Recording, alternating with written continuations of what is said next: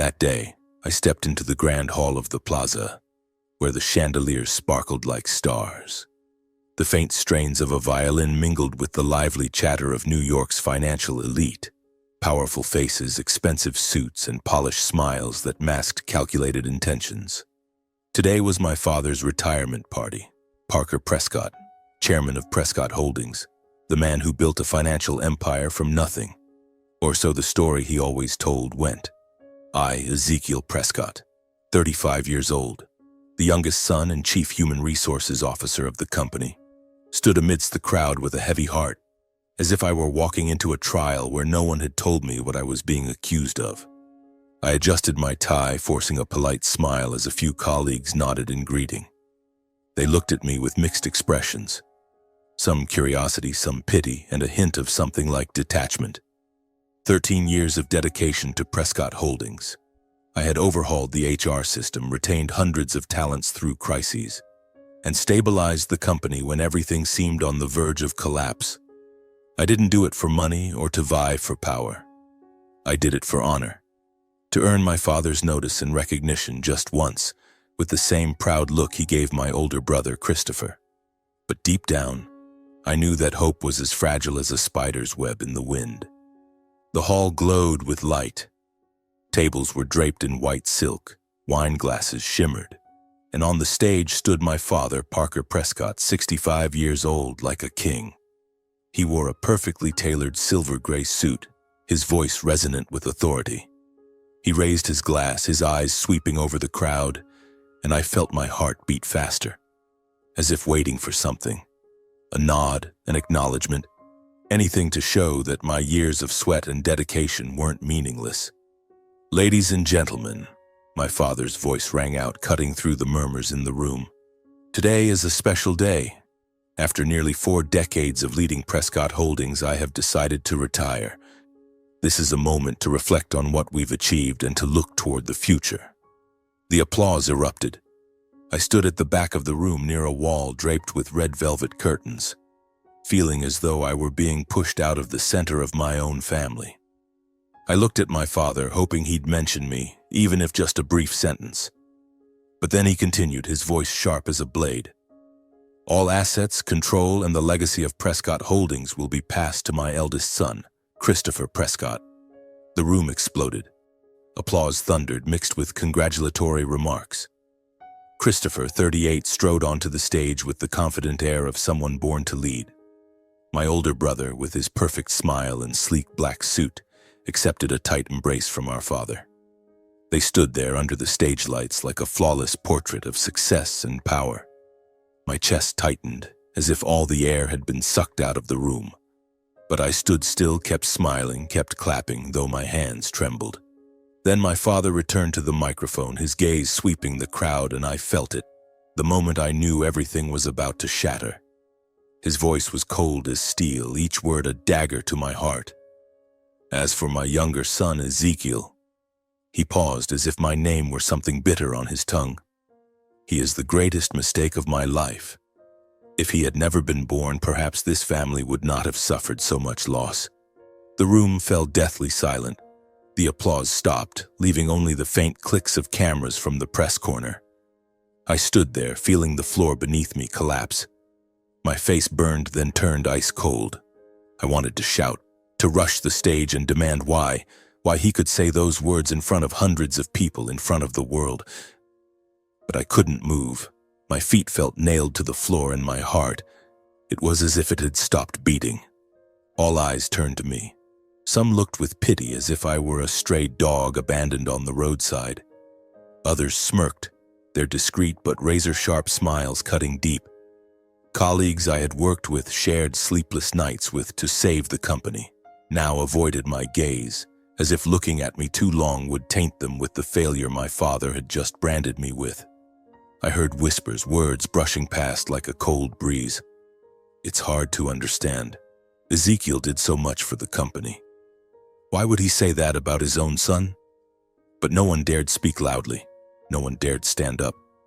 And I just stood there, my heart empty, as if everything I had built over 13 years had been erased by a single sentence. I wanted to run, to leave this place, but then a voice cut through the stifling silence. "Mr. Parker!" The voice was sharp, filled with outrage, and I immediately recognized it as Natalie's. My wife. She stood up from the middle of the audience, her eyes blazing like fire. "You cannot speak about my husband like that." Ezekiel has dedicated 13 years to Prescott Holdings, revamping systems, retaining talent, stabilizing the company through countless crises. You owe him recognition, and he deserves his share of the inheritance. The room buzzed again. A few people nodded as if admiring Natalie's courage. But I saw the looks in others' eyes, skeptical, cold, especially when she emphasized inheritance. I knew Natalie loved me, but I also knew she always craved the stability and security that money brought. In that moment, I wasn't sure if she was standing up for me or for something else. Still, for a fleeting second, I felt a small comfort, as if there was still someone in this world willing to fight for me. My father on the stage gripped his wine glass tightly. His face reddened with anger, but his voice remained chillingly calm. "My dear daughter-in-law, you're interrupting my event. I suggest you leave immediately." He signaled to security, and two men in black suits approached Natalie. She looked at them, then at me, her eyes both defiant and pained. "Ezekiel, are you just going to stand there and let them treat us like this?" she said, her voice trembling. I wanted to say something, to pull her back, but I just stood there, frozen, my mind swirling with 1,000 emotions, shame, humiliation, and a flicker of gratitude that she had spoken for me. Natalie lifted her chin and walked out of the row, not letting the security guards touch her. "Let's go, Ezekiel," she said firmly. I followed her silently, feeling the weight of every stare like arrows piercing my back. We walked out to the parking lot, not saying a word. The cold New York night air whipped across my face, but it wasn't as cold as the pain gnawing at my chest. We reached the parking lot in silence. The frigid New York night wind stung my face, but it paled in comparison to the pain eating away at my chest. I opened the car door for Natalie, and she slid in, her gaze fixed on the window, her hands clutching her purse as if it were the only thing anchoring her to reality. I got into the driver's seat, started the engine, and we drove off in silence.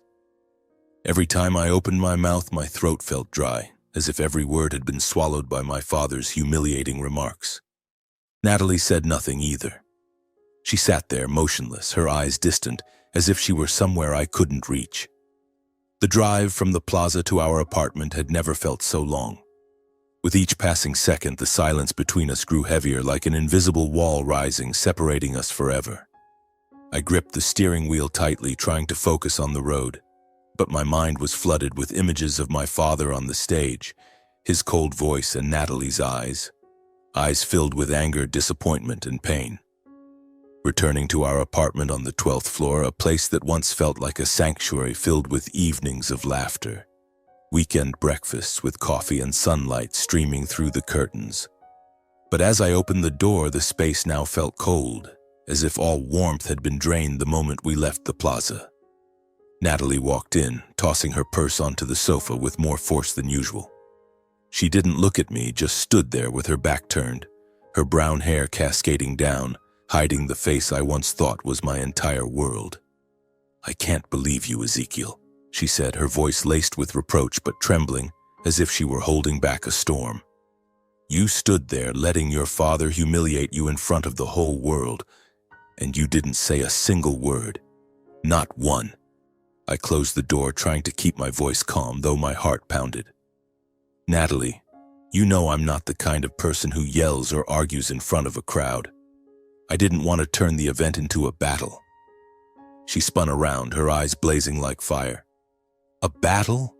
Ezekiel, you lost that fight long ago. 13 years you poured your sweat, stayed up countless nights, saved that damn company through crisis after crisis.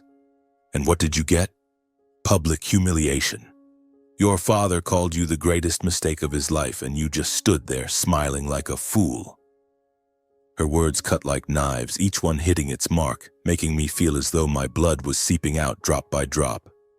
I stepped toward her, trying to touch her arm, but she pulled back, her eyes full of contempt. "Natalie, I did it all for honor, for family, not for money or power." She let out a bitter, icy laugh, as if I'd just said the most foolish thing in the world. Honor? Family? You think that family cares about you? Your father chose Christopher, Ezekiel. Your brother, who never had to work hard for anything, was handed the world. And you? You're the discarded son. No power, no inheritance, no future. You're a failure. The word failure rang like a bell, making my head buzz. I looked at Natalie, the woman I'd loved since our days as interns at the company, who laughed with me through long work nights, who once said she'd stand by me no matter what. But now her eyes held no trace of tenderness, only disappointment and anger. I took a deep breath, trying not to crumble. Natalie, why would you say that? Back at the event, you stood up for me. You demanded my father acknowledge what I've done. If you think I'm a failure, why did you do that?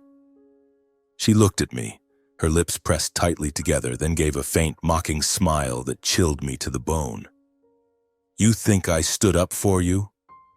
Ezekiel, I stood up for the inheritance, for the share you were supposed to have.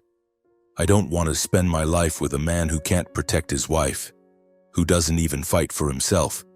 You let them trample you, and now we have nothing. Her words hit me like a punch to the face. I stood frozen, feeling the world collapse beneath my feet. You mean you only care about the money? I asked, my voice hoarse, as if I couldn't believe what I'd just heard. Natalie didn't answer immediately. She turned away, walked to the window, and looked down at the stream of cars below. I'm tired, Ezekiel. Tired of living in the shadow of your family, tired of waiting for you to stand up and claim what you deserve. But you can't do it. You never could. And I can't keep living with someone like that. My chest tightened, as if someone were crushing my heart. Natalie, what are you saying? What do you want from me? She turned back, her eyes no longer angry but chillingly cold. I want a divorce, Ezekiel. The word divorce exploded in my mind like thunder. I stared at her, hoping it was just something said in the heat of the moment, but her gaze didn't waver.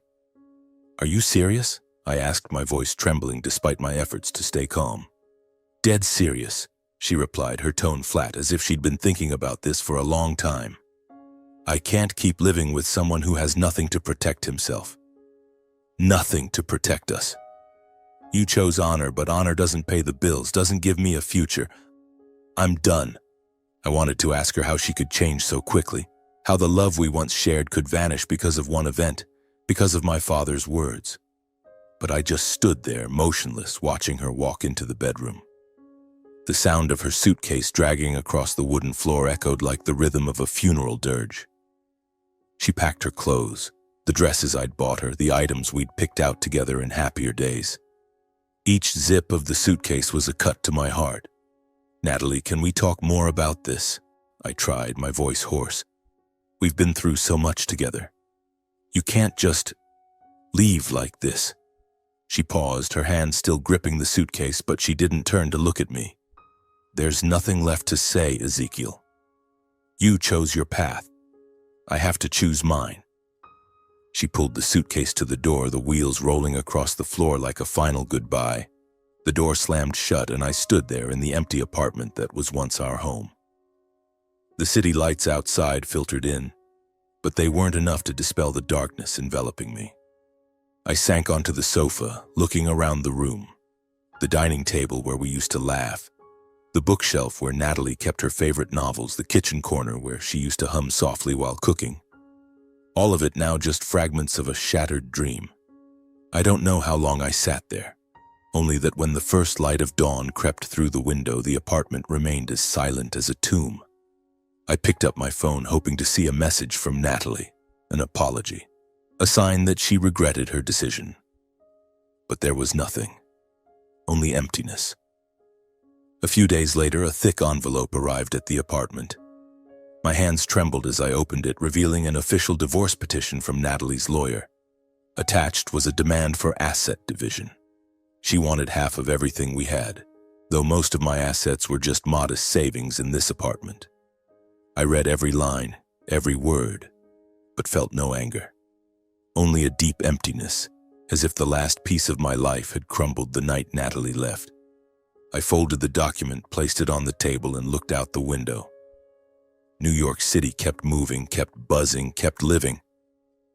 But I, Ezekiel Prescott, the man who once thought he could change the world with integrity, was left with nothing but an empty apartment and a broken heart. In the days following Natalie's departure, I lived like a ghost, drifting silently through the small Brooklyn apartment where the city's noise only deepened my loneliness. The media hadn't let go of the Prescott family.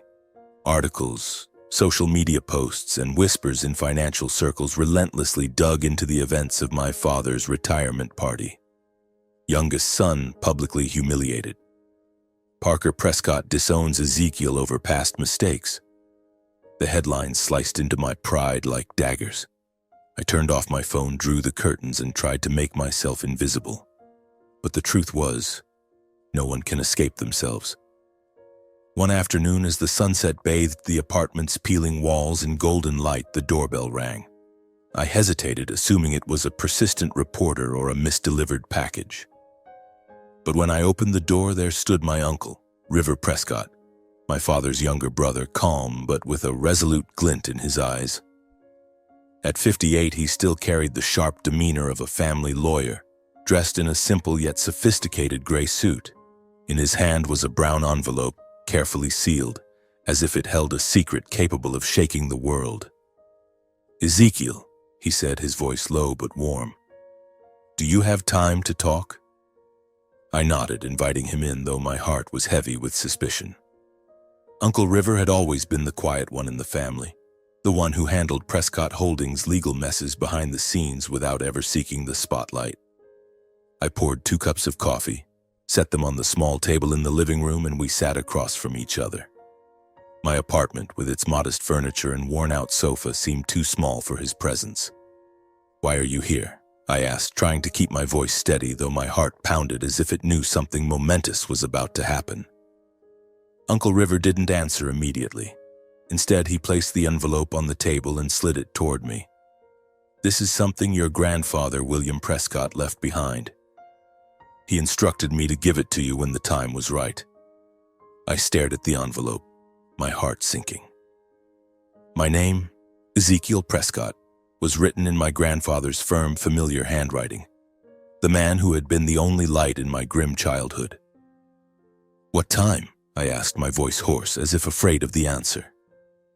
Uncle River met my eyes, his gaze sharp but not without empathy. "When you were stripped of your inheritance or treated unjustly by your own family." His words hit me like a blow to the chest. My breath caught as if the air in the room had suddenly thinned. With trembling hands, I opened the envelope, careful as if it might disintegrate if I weren't gentle enough.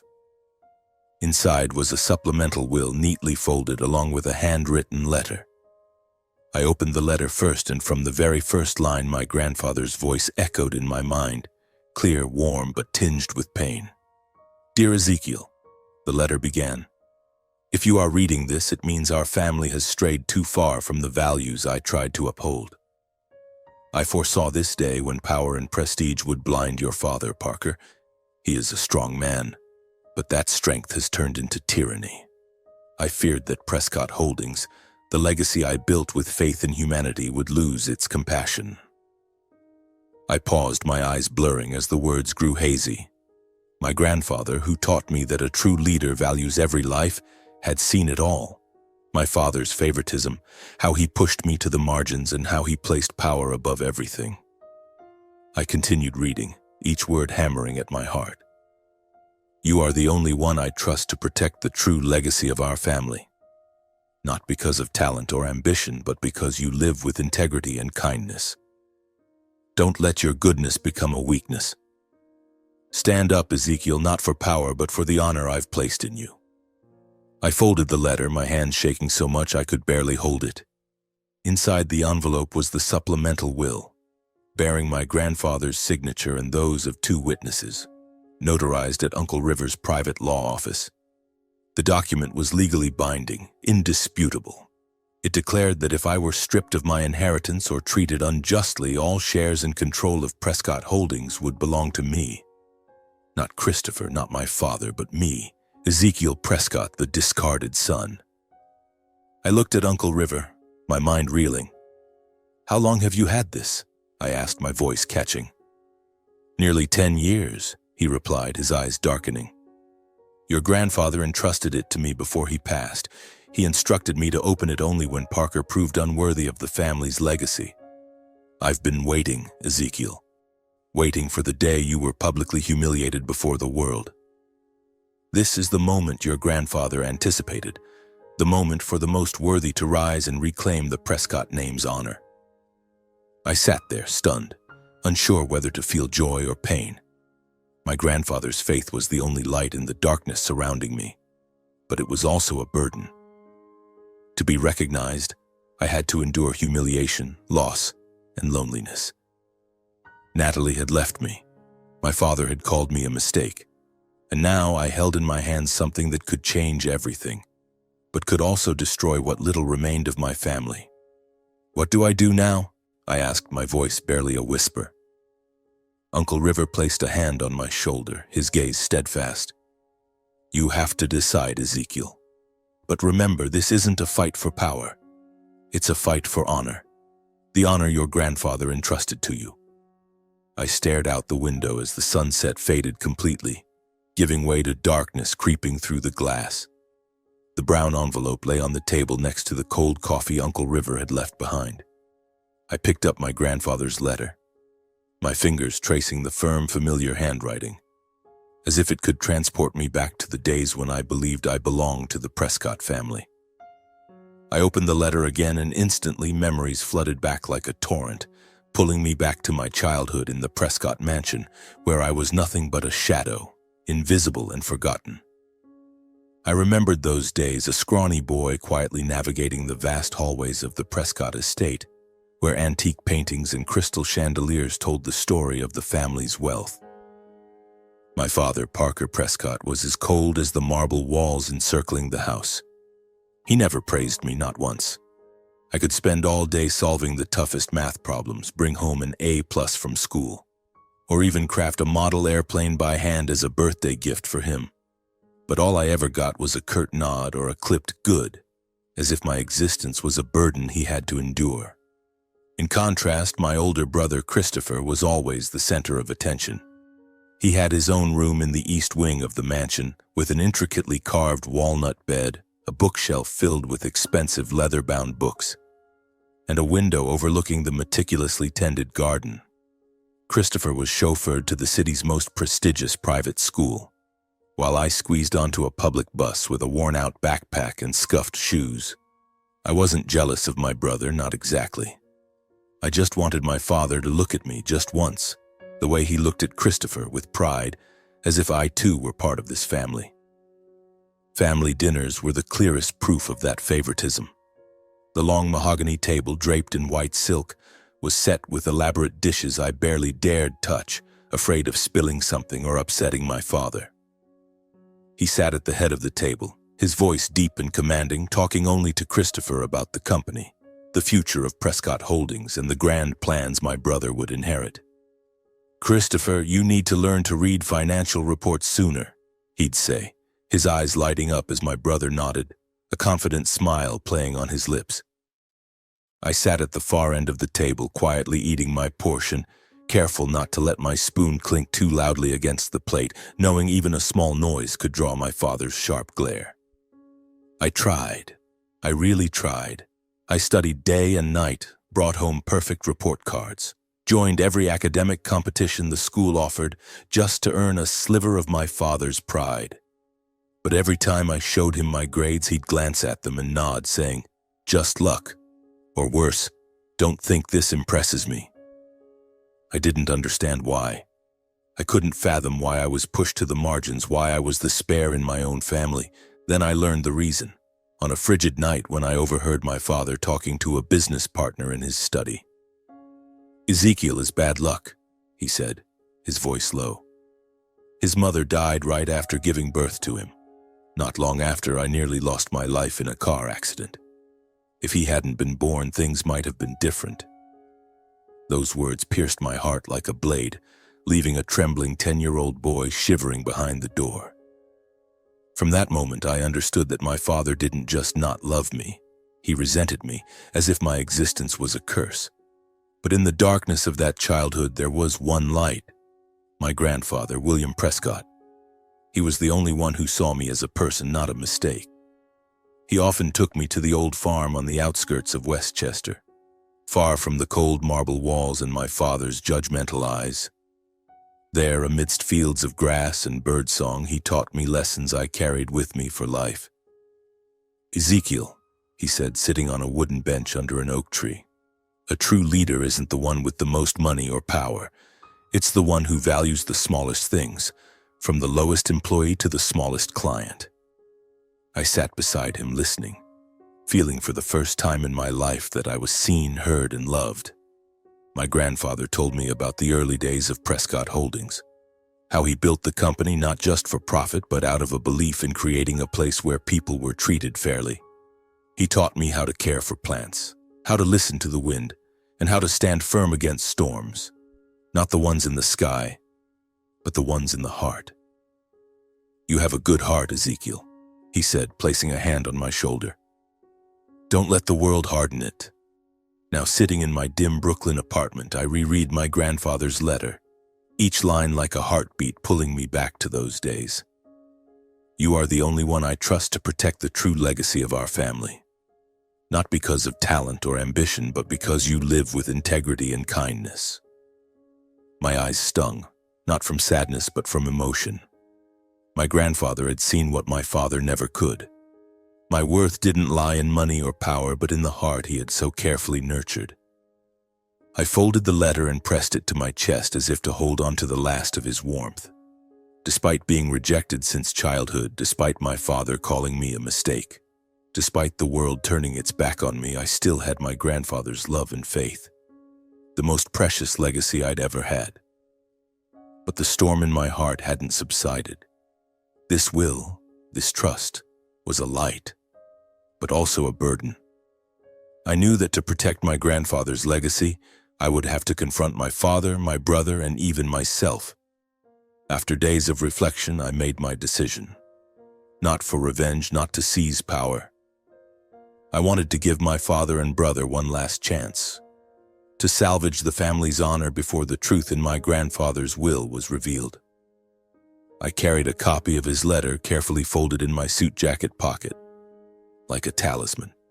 Standing before the towering iron gates of the Prescott estate, with its perfectly manicured gardens, my heart pounded as if I were a 10-year-old boy again, bracing for my father's judgment. The heavy iron gate swung open and I stepped into the main hall, where the crystal chandelier still sparkled as it had in my childhood memories. The butler, an old man who had served the family since before I was born, greeted me with a sympathetic nod. "Master Ezekiel, it's been a long time," he said softly. I offered a faint smile but didn't respond, following him into the grand living room where my father and brother awaited. My father, Parker Prescott, sat in a leather armchair, a glass of whiskey in hand, his gaze sharp and cold. He wore a crisp white shirt, no tie, yet still exuded the commanding presence of a man who had once controlled an empire. Christopher stood by the window looking out at the garden, his posture confident as always, though I noticed a slight tension in the way he clasped his hands behind his back. Both turned to look at me as I entered, and the air in the room immediately grew stifling, as if all the oxygen had been sucked out. "Ezekiel," my father said, his voice low but laced with irritation, "I didn't expect you to dare show your face here after that fiasco at the party. What do you want? The inheritance you think you deserve?" I took a deep breath, trying to keep my voice steady, though my chest burned. "I'm not here to demand anything, Father. I'm here to talk. To give you and Christopher a chance to save the family's honor before things go too far." Christopher let out a sharp, scornful laugh. He turned, his eyes glinting with mockery. "Honor? Ezekiel, you really think you have any right to talk about honor? You're just a failure clinging to sentimental stories to beg for pity. Don't waste our time." His words stung like a whip, but I didn't let them shake me. I pulled the copy of my grandfather's letter from my pocket and placed it on the mahogany table in the center of the room, my voice calm, but resolute. This is a letter from grandfather William Prescott. He wrote it before he died, along with a supplemental will. He knew you'd been blinded by power and prestige, Father. He feared Prescott Holdings would lose the core values he built it on: transparency, humanity, fairness. He believed I was the only one who could protect that legacy. My father's brow furrowed, his eyes flicking to the paper without touching it. A will? A letter? You think I'd believe this nonsense? His voice was sharp, the whiskey glass in his hand trembling slightly, making the amber liquid ripple. William was my father, and I know what he wanted. Prescott Holdings is mine, and now it's Christopher's. You have no place in that will, Ezekiel. My chest tightened, but I pressed on, my voice beginning to quiver with emotion. Father, I don't want to fight. I just want us to look at what Prescott Holdings is losing. This company isn't just about money or power. It's grandfather's legacy, built on integrity and faith in people.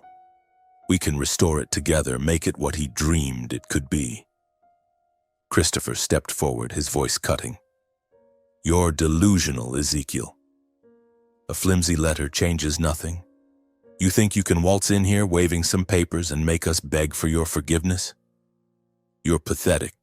His words poured fuel on the fire inside me, but I held back, taking a deep breath. Christopher, I don't want to fight. I just want us to do the right thing together. But if you and Father aren't willing, I'll have to do what's necessary to protect grandfather's legacy. My father went silent for a moment, his eyes boring into me, searching for any sign of weakness. Then he laughed, a dry, humorless sound. The world only respects the strong, Ezekiel. You've never understood that. You want honor, you want a legacy. Earn it yourself, instead of clinging to the empty words of a dead old man. I stood there, feeling the floor beneath me crumble. I looked at my father, at my brother, and realized they had gone too far to see the values my grandfather cherished. I said nothing more. I left the copy of the will on the table, the fragile paper sitting in the heavy silence of the room. I gave you and Christopher a chance, I said, my voice hoarse. I hope one day you'll understand.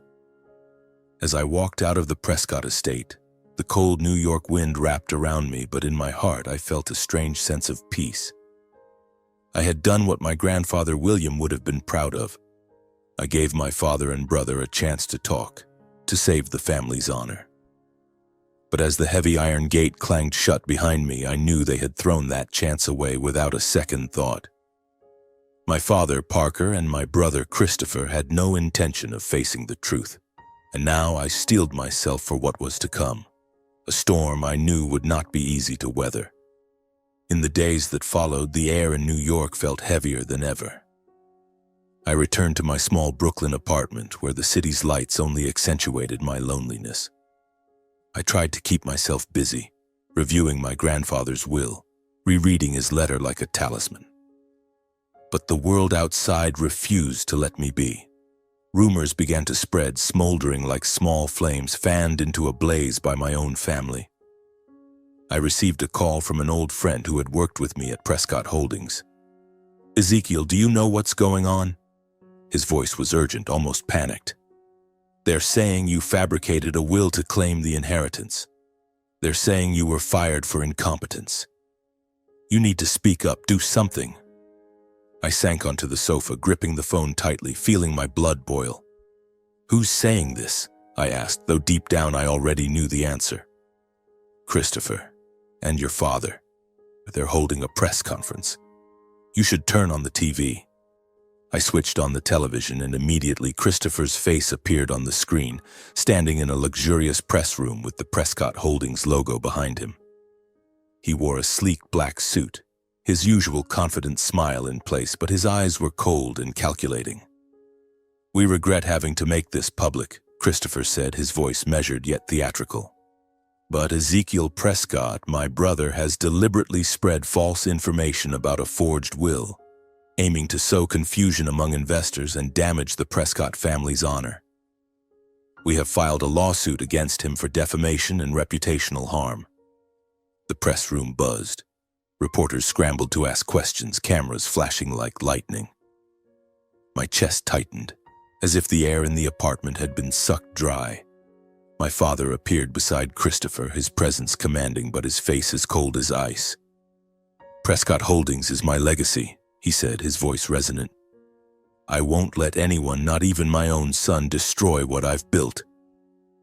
I turned off the TV, unable to bear another second. They hadn't just rejected the truth, they had turned against me, painting me as the enemy before the entire world. I opened my phone, scrolling through social media where every post felt like a dagger to my pride. "Ezekiel Prescott fired for incompetence," one headline screamed. "Youngest Prescott son greedy fabricates will to seize inheritance," a viral post claimed. Even former colleagues, people I had worked alongside, shared sleepless nights with to save the company, now publicly criticized me. "Ungrateful," they wrote, "greedy, a failure clinging to fading glory."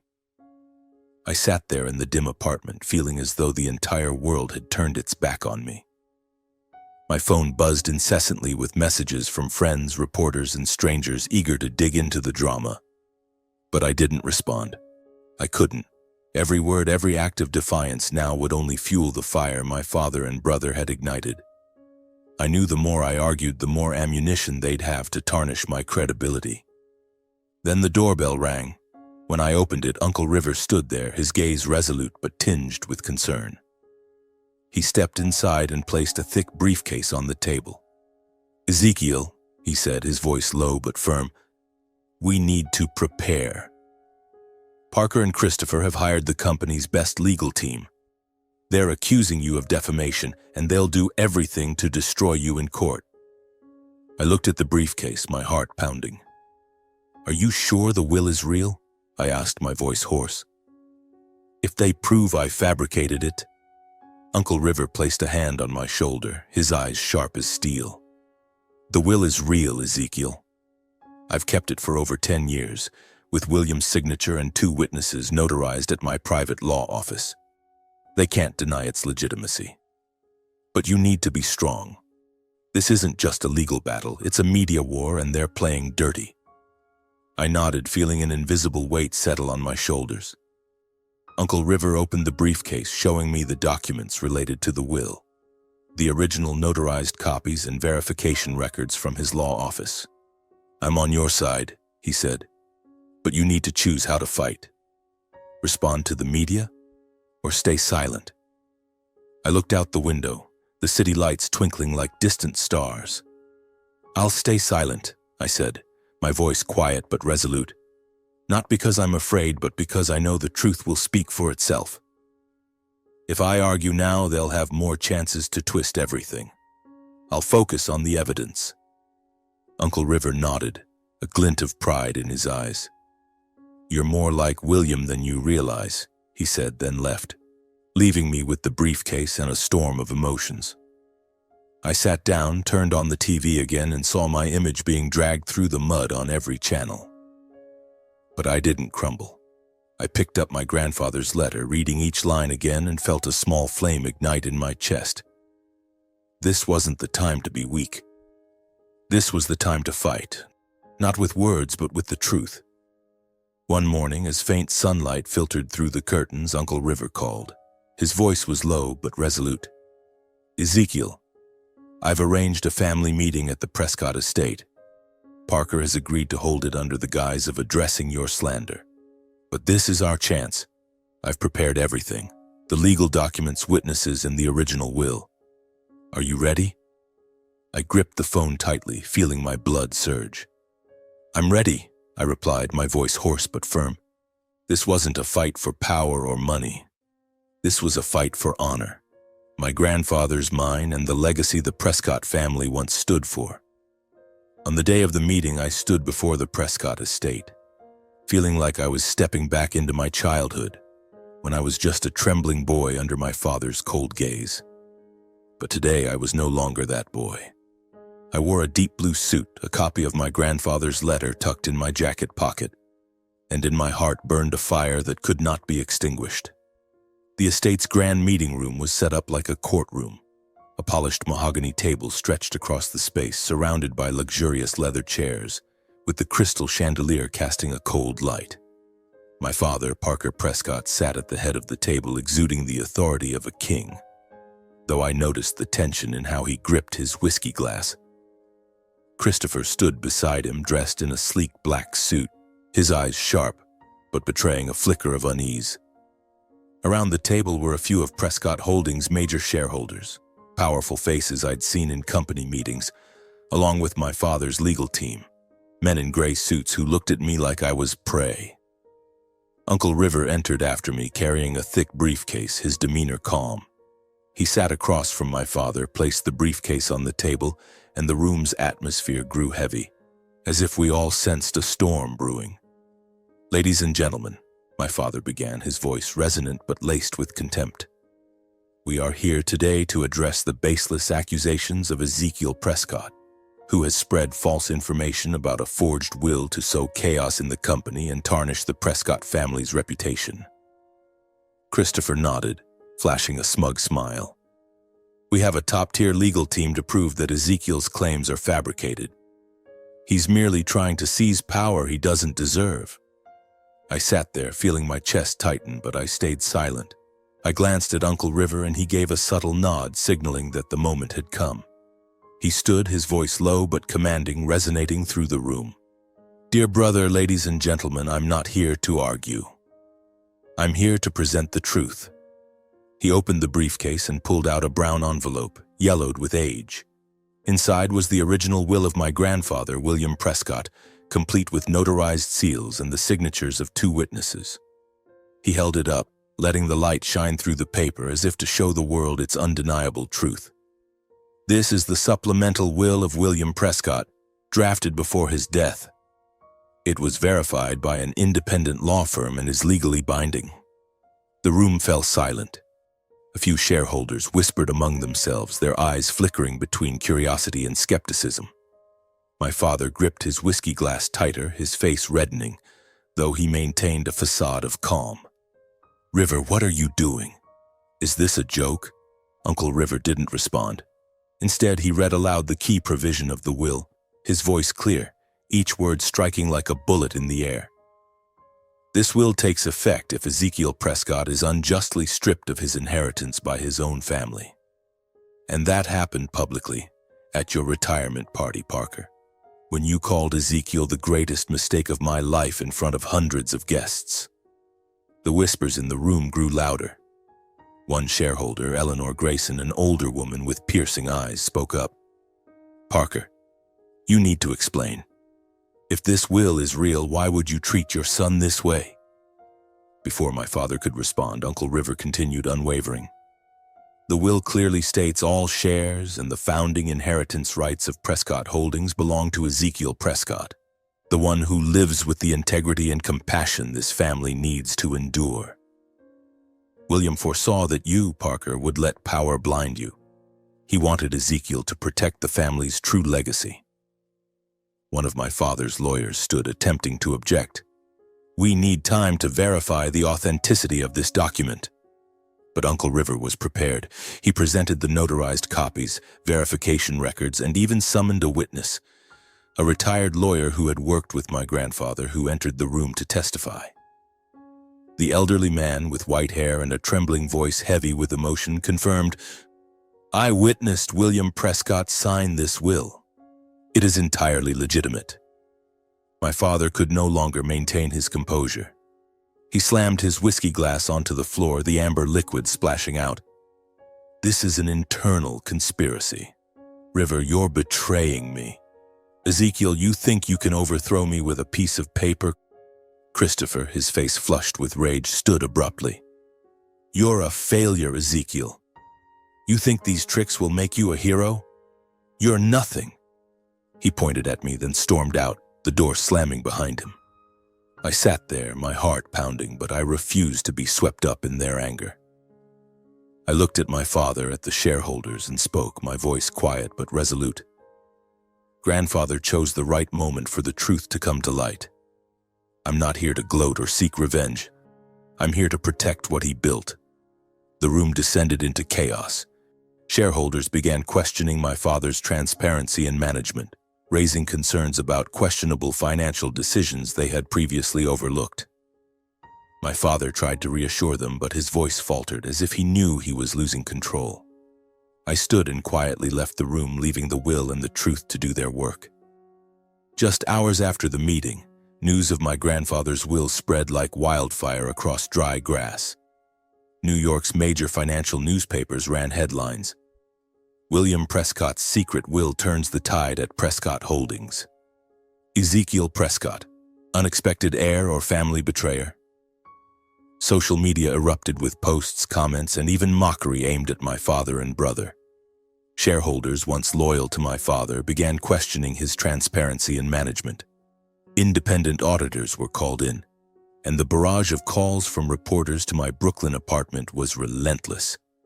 I turned off my phone and drew the curtains, but the outside world wouldn't let me rest. The investigation's results came faster than I expected. Within weeks, audit reports exposed a litany of irregularities under my father and Christopher's leadership at Prescott Holdings.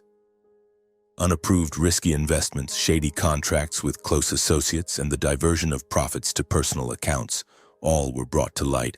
The company's reputation, which my father had always prided himself on, was severely damaged. Stock prices plummeted, and the board of directors, under pressure from shareholders and public opinion, was forced to act. One morning, as I was brewing coffee in my small apartment, Uncle River called. "Ezekiel." His voice was low but carried a weight of gravity. "The board just held an emergency meeting. Parker has been forced to fully withdraw from his honorary position. Christopher has been removed as CEO. Their shares are temporarily frozen pending restructuring. They have nothing left." I gripped the coffee mug tightly, feeling my chest constrict. I didn't feel triumphant or vindicated, only a deep sadness, as if I were watching my family crumble before my eyes. "Is there anything else, Uncle?" I asked, my voice hoarse. Uncle River hesitated, then continued. "The board wants you to take on the role of interim CEO. They need someone to restructure the company and restore trust among employees and shareholders. You're the only one they trust right now." I sank onto the sofa, my mind reeling. CEO of Prescott Holdings, a position I had never dared dream of, not because I lacked the ability, but because I never thought I'd be recognized. Now it was no longer a dream. It was a responsibility, the one my grandfather had entrusted to me through his will. The following week, I walked into Prescott Holdings headquarters and stepped into the CEO's office, a space both foreign and familiar. The expansive room with its windows overlooking New York's skyline was once where my father sat, issuing commands and building his empire. Now it was where I would start anew, not to continue my father's ambitions, but to restore the values my grandfather held dear. I called a meeting with the management team, announcing plans for financial transparency, new governance protocols, and a commitment to listening to every employee, from the janitors to the directors. The shareholders, initially skeptical, were gradually won over by my sincerity. Employees who had once avoided my gaze at the retirement party now looked at me with newfound respect. The media began calling me the Silent Heir, a title I wasn't sure I liked. They wrote about me as a hero who saved the Prescott family's honor not through power but through integrity. To me, there was no victory to celebrate. Every step I took, every decision I made was simply my way of keeping my promise to my grandfather and Uncle River. I didn't seek revenge against my father or Christopher. I didn't need to. The truth had done that for me. Meanwhile, I heard whispers about my father and brother through the financial grapevine. My father, Parker Prescott, once the king of New York, rarely left the estate. People said he sat in his study staring at old family portraits, speaking to no one but the aging butler. Christopher faced the rejection of friends and loyal shareholders. He posted on social media trying to project strength, but the desperation in his words was evident to all. They had lost everything, not just power, but the pride they once considered untouchable. I moved out of the Brooklyn apartment, settling into a small house in the suburbs where I could hear birdsong and feel a peace the city could never offer. My new life was simple, free of extravagant parties or flashing camera lights.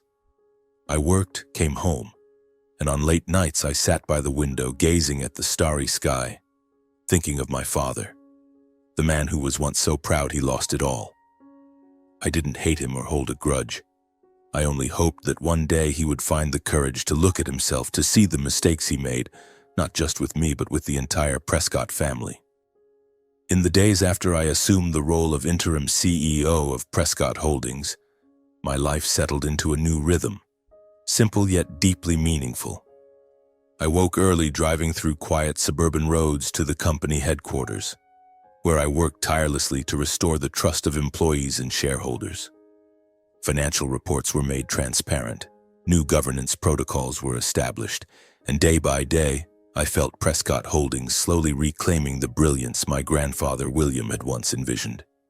Yet within me there remained a void, not from a lack of power or prestige, but from the unhealed wounds of my family. One late afternoon, as the sunset bathed the CEO's office in golden light, my assistant knocked on the door, her voice hesitant. "Mr. Prescott, someone is here to see you." She says her name is Natalie. I froze, the coffee mug in my hand trembling slightly. Natalie, the woman who had once been my entire world, who had left me on the darkest night of my life. I took a deep breath, trying to keep my voice steady. "Let her in." The door opened and Natalie stepped inside, as beautiful as ever, but something was different. Her brown hair fell loosely, her eyes shimmering with a mix of nervousness and hope. She wore a pale blue dress, a color I used to love, but now it only stirred painful memories.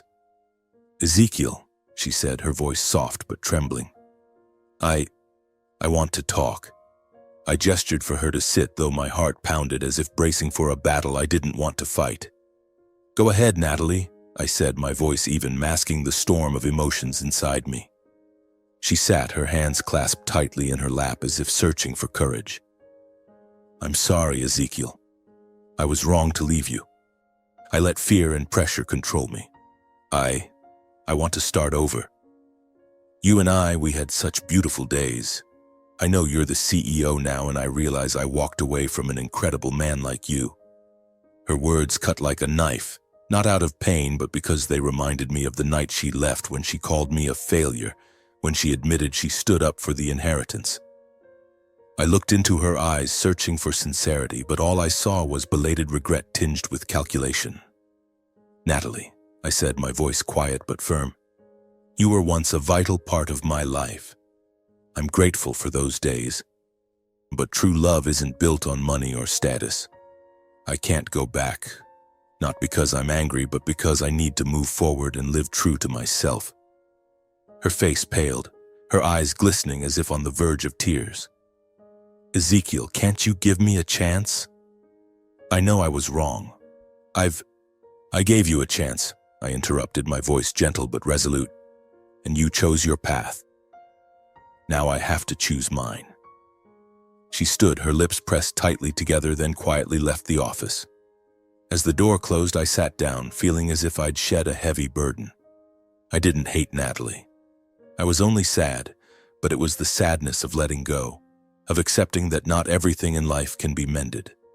A few weeks later, another event caught me off guard.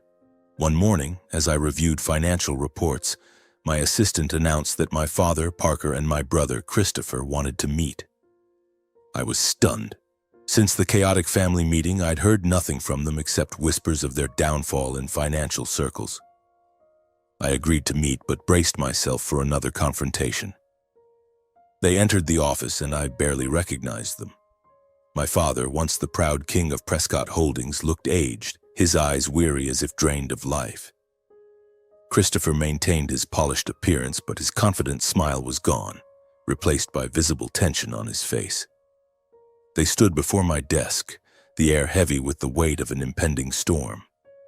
"Ezekiel," my father began, his voice low but lacking its former authority, "we're here to talk about the future. Christopher and I want to restore our honor. We want to work with you to manage Prescott Holdings as a family." Christopher nodded, though his eyes avoided mine. "We have experience, Ezekiel. You can't do this alone. We can help." I looked at them, feeling as if time had rewound. These were the words I had longed to hear for years from my father and brother.